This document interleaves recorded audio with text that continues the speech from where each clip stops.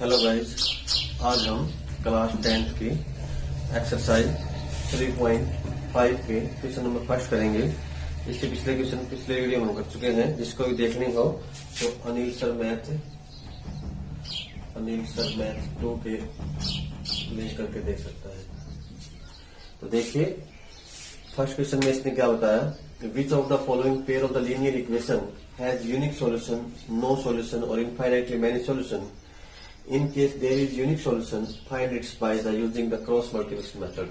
तो हमने पहले तो ये बताना है किस प्रकार का सॉल्यूशन है, और उसके बाद हमने कौन सा मेथड का प्रयोग करना है, unique find its using cross method. यदि यूनिक सॉल्यूशन है तब हमने क्रॉस मल्टीप्लिकेशन मेथड का प्रयोग करना है। तो देखिए, सबसे पहले तो हमने पिछले एक्सरसाइज में हमने किए थे अगर कौन कौन से सॉल्यूशन किस प्रकार से होते हैं, यूनिक सॉल्यूशन कैसे होता है और नो सॉल्यूशन कैसे होता है, इनफाइनाइटली मैनी सॉल्यूशन कैसे होता है।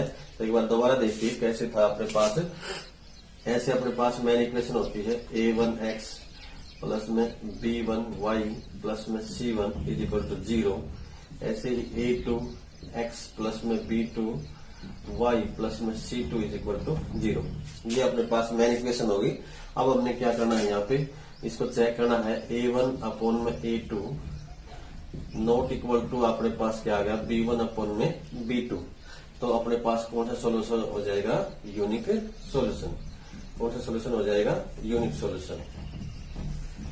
ठीक है ना, कौन सा सॉल्यूशन हो जाएगा, यूनिक सॉल्यूशन। इस प्रकार से तो उसके बाद हमने a1 अपॉन में a2 is equal to b1 upon में b2 is equal to not c1 upon में c2। ये नोट है और ये दोनों अपने पास क्या है, इक्वल है। a1 अपॉन में a2, b1 अपॉन में b2 और नॉट इक्वल टू किसके, c1 अपॉन में c2 है। तो यहाँ पे क्या हो जाएगा, नो सॉल्यूशन। कैसा सॉल्यूशन हो जाएगा, नो सॉल्यूशन। और अपने पास तीसरा है, अपने पास a1 अपॉन में a2 is equal to b1 upon में b2 है और इज इक्वल टू क्या है, c1 अपॉन में c2 है। तो अपने पास क्या हो जाएगा, इनफाइनाइटली मैनी सॉल्यूशन। ठीक है ना, इनफाइनाइटली मैनी सॉल्यूशन। इस प्रकार से अपने पास 3 प्रकार के सॉल्यूशन है। तो इस प्रकार से ये क्या हो जाएंगे, एक तो यूनिक सॉल्यूशन, और यूनिक सॉल्यूशन में अपने पास जो लाइनें बनेंगी वो क्या बनेंगी, इंटरसेक्टिंग लाइनें बनेंगी। ठीक है ना, तो इस प्रकार से अपने पास लाइन वाली बात भी हमने पीछे कर चुके हैं, कैसे कैसे हमने बताई थी। अब देखिए उसके बाद क्या कह रहा है ये, यहाँ पे अपने पास यदि यूनिक सॉल्यूशन हो, यदि अपने पास यूनिक सॉल्यूशन होगा तब हमने क्या करना है, उसको क्रॉस मल्टीप्लिकेशन मेथड का ही प्रयोग करना है। तो वो देखिए हम कैसे करेंगे। जैसे इस प्रकार से अपने पास इक्वेशन है तो हम उसको क्रॉस मल्टीप्लिकेशन मेथड कैसे यूज करेंगे। देखिए इस प्रकार से हमने क्रॉस मल्टीप्लिकेशन मेथड का प्रयोग कर रहा हूं मैं। ऐसे दिया अपने पास, तो हम क्या लिखेंगे यहाँ पे, x y और 1 और x y 1 सबसे पहले हमने यहाँ लिखेंगे b1 b2, फिर उसके बाद नंबर आता है c1 c2, फिर आता है a1 a2, फिर आता है b1 b2। ठीक है ना, ऐसे यहां से उठाएंगे हम b1 b2 से क्वेश्चन को, और उसके बाद c1 c2, उसके बाद a1 a2, उसके बाद दोबारा से b1 b2। आप क्या कर देंगे कि क्रॉस मल्टीप्लाई इसके साथ करेंगे, x अपॉन में क्या आ जाएगा, b1 c2 इस साइड की मल्टीप्लाई करेंगे, किसका निशान आएगा, माइनस का निशान आता है। तो b2 c1 is equal to y। ऐसे ही y इसके नीचे हमने इसकी क्रॉस मल्टीप्लाई कर देंगे, c1 a2 और इस साइड की मल्टीप्लाई करेंगे उसी प्रकार से, माइनस का निशान, माइनस के c2 a1 is equal to ऐसे ही 1 अपॉन में, ऐसे यहाँ भी हम क्या कर देंगे, क्रॉस मल्टीप्लाई कर देंगे।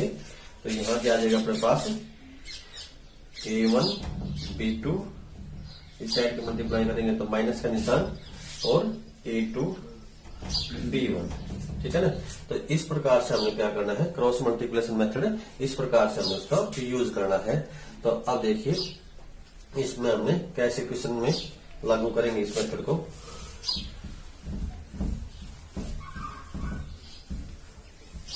अपने पास क्वेश्चन ये दिया हुआ है यहाँ पे। अब इस क्वेश्चन में हमने क्या करना है, सबसे पहले ये चेक करना है कि किस प्रकार का सॉल्यूशन है, ठीक है ना, किस प्रकार का सॉल्यूशन है। सबसे पहले यही चेक करेंगे हम। तो सबसे पहले अपने पास क्या करें, आपने A1/A2 चेक करें हैं। A1/A2 क्या अपने पास यहाँ पे कुछ भी नहीं, तो एक तो है ही, क्या आएगा अपने पास 1/3। और यहाँ पे B1/B2 चेक किया हमने, तो अपने पास क्या आएगा यहाँ पे -3/9। तो इस जगह का 3×3=9, ये भी क्या आ गया 1/3। और यहाँ तीसरा हमने चेक किया, तो ये आता है C1/C2 इज इक्वल टू -3/-2। तो माइनस से कैंसिल हो गया। तो आप देखिए, जो यहाँ पे देखिए A1/A2 की वैल्यू भी 1/3 है, B1/B2 की वैल्यू भी क्या है 1/3 है, और C1/C2 की वैल्यू बराबर नहीं है। तो इसका मतलब क्या हुआ, A1/A2 is equal to B1/B2 is not equal to किसके है, C1/C2। तो ये किस प्रकार का सॉल्यूशन हो जाएगा अपने पास, नो सॉल्यूशन हो जाएगा। क्या हो जाएगा, नो सॉल्यूशन हो जाएगा, ठीक है ना। क्या हो जाएगा अपने पास, नो सॉल्यूशन, ठीक है ना। तो इस प्रकार से हमने, अब इस क्वेश्चन में क्या बताया, which of the following pair of the linear equation has unique solution, no solution and infinite value solution in case there is unique solution. यदि अपने पास यूनिक सॉल्यूशन होता तब ही हम इसको क्या करते, क्रॉस मल्टीप्लिकेशन मेथड का प्रयोग करके इसको सोल्व करते। अब ये अपने पास क्या आ गया, नो सॉल्यूशन आ गया, तो अब हम इसको यूज नहीं करेंगे। तो यहीं पे या क्या हो जाएगा, अपने पास क्रॉस मल्टीप्लिकेशन मेथड का प्रयोग हम नहीं करेंगे। तो ये अपने पास इतना इसका आंसर आ जाएगा, ठीक है ना। तो अब देखिए इसका नेक्स्ट पार्ट है। अब देखिए इसका सेकंड पार्ट हम इस प्रकार से दिया हुआ है। अब देखिए सेकंड पार्ट को हम करेंगे, तो इस प्रकार से इक्वेशन दी हुई थी इसने, तो हम इसको इक्वेशन को पहले ठीक कर लेते हैं। 2x प्लस में y और ये 5 को हम इस प्रकार से -5 इज इक्वल टू 0, क्योंकि अपने पास जो मेन इक्वेशन होती थी मैंने अब थोड़ी देर पहले बताई, A1x प्लस में B1y प्लस में C1 इस रूप में होती है अपने पास। ऐसे ही A2x प्लस में B2y प्लस में C2 इज इक्वल टू 0 इस रूप में अपने पास होती है। तो हमने इस रकम को ऐसे ही, दूसरी साइड में 5 था, इसको इस साइड में लेके आ गए, तो इस प्रकार की इक्वेशन अपने पास तैयार होगी। ऐसे यहाँ भी 3x प्लस में 2y माइनस में 8 इज इक्वल टू 0, ठीक है ना। अब ये जो इक्वेशन है दोनों इस रूप में हो चुके हैं। अब हम सबसे पहले ये चेक करेंगे कि ये किस प्रकार का सॉल्यूशन है। तो देखिए सबसे पहले चेक कर लेते हम, यहाँ पे A1/A2 अपने पास क्या आ गया 2/3। ऐसे ही B1/B2 हमने चेक किया, तो वो आ गया 1/2, क्योंकि यहाँ कुछ भी नहीं, तो एक तो है ही है। ये अपने पास 2/3 आ गया था A1/A2, और ये आ गया अपने पास 1/2। तो अपने पास A1 और A2 की और B1/B2 ये जो दोनों है वैल्यू यही सेम नहीं है। ऐसे C1/C2 चेक करेंगे, तो ये -5/-8। तो हमने ये दोनों ही A1/A2 नॉट इक्वल टू क्या आ गया अपने पास B1/B2 आया हुआ है। इसकी वैल्यू कितनी आई थी 2/3, इसकी वैल्यू आई है 1/2। तो इसका मतलब यही वैल्यू अपने पास क्या है, सेम नहीं है। तो किस प्रकार का सॉल्यूशन होगा अपने पास, यूनिक सॉल्यूशन। इस प्रकार का सॉल्यूशन अपने पास यूनिक सॉल्यूशन, ठीक है ना। और यही बात हमने चेक करनी थी किस प्रकार का सॉल्यूशन है। तो सबसे पहले हमने ये चेक किया क्या सॉल्यूशन है, ये यूनिक सॉल्यूशन है। अब यूनिक सॉल्यूशन है तब हमने इस क्वेश्चन को क्या करना है, क्रॉस मल्टीप्लिकेशन मेथड का ही प्रयोग करना है। अब देखिए मेथड का प्रयोग करेंगे तो हम देखिए क्या लिखेंगे, उसी प्रकार से एक्स वाई इस प्रकार से अपने पास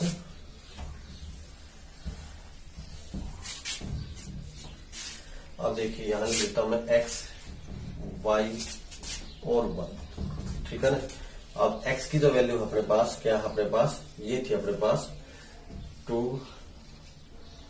सबसे पहले मैंने क्या बताया था, B1 और B2 लिखेंगे। तो B1 और B2 लिखेंगे तो 1 और 2 लिखेंगे यहाँ पे 1 2।